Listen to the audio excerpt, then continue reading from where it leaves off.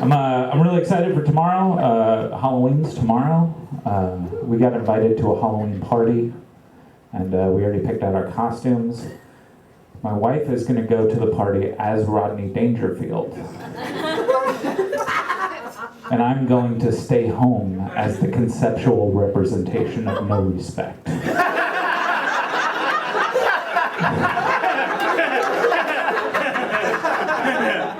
I don't like nerds.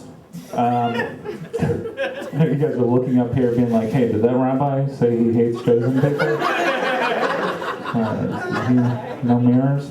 No, I don't like new nerds. I don't like this new nerds thing. Because when I was growing up, nerd was an N-word. It was, I'm not saying it was as bad as the N-word, but it was one of them. Like, it was like one of the N-words, like lackeys or whatever, you know? And it used to be used to make people feel bad, and now but it's like so cool. Like, recently I was standing in a supermarket, and there was a woman standing behind me. Might have been the most beautiful woman I've ever seen in my life. And she's standing there, and she's talking on her cell phone, and she's like, oh my God, I'm nerding out on Mad Men so hard. And I was like, no, you're not. Like, go have an amazing life you'll never fully appreciate because you're not nerding on anything. And then I walked outside a comedy club recently, and there was some dude that could only be described as fully yoked. He had all of the muscles, and he's like talking to his buddy. He's like, dude, I'm nerding out on Sons of Anarchy, man. And I was like, no, you are not. I'm nerding out on Sons of Anarchy because they would never have me in their group. Like, you wouldn't even have to be a prospect. You could just go right into the motorcycle club with like a Chevy Celebrity or something. Like, you're golden with those people. Like, you know what kind of nerd I am? I'm the kind of nerd that knows what pee tastes like, because when I was in high school, a bunch of football players gave me the option of getting punched in the face once or drinking a little bit of pee, and I chose pee. And you know what? Drinking pee is it's not as bad. It's worse. It's way worse than getting punched in the face. But I didn't know that because I was a fucking nerd and nobody talked to me.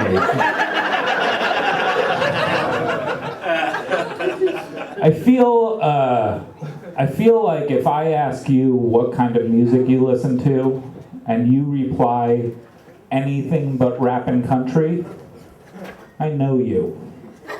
I know you as a person. I've met you before. Because what that says to me is that your parents listened to country, and you're rebelling against them. But they also taught you racism. And that stuck. And that really stuck. I'm on board with that part. It's okay. I feel like my job as a comedian is I go out into the world and I experience things. I judge people. I put them into groups, and then I come here and I tell you about the worst of those people. My new least favorite group of people is people that feel the need to tell me what kind of celebrity I kind of look like to them. Recently I was standing outside of a comedy club, and it was real early. It was before a show, and it was just me and my friend standing outside. And a drunk woman walked up, and she goes, hey, you guys look like comedians. And I was like, that's a very astute observation. Since it's still daylight and we're the only people standing in front of this closed comedy club. And then she looked at my friend and she goes, 'cause you look like Daniel Tosh. And I was like, oh no, we look like specific comedians. And for the record, he is just tall and slender, and that was it. Like, that was the only resemblance he bears to Daniel Tosh. And then she looked at me, and she like cocked her head and took a deep breath. And I was like, no, this is whatever she says I'm gonna hate. And boy was I right. Because she gave me my comparison in 4 beautifully stupid stages. She said, and you look like Dan Aykroyd. and Pablo Picasso because he cut off his ear and you have big ears. And it was like getting hit in the chest with a brick, and I was trying to recover and think of anything to say back to her.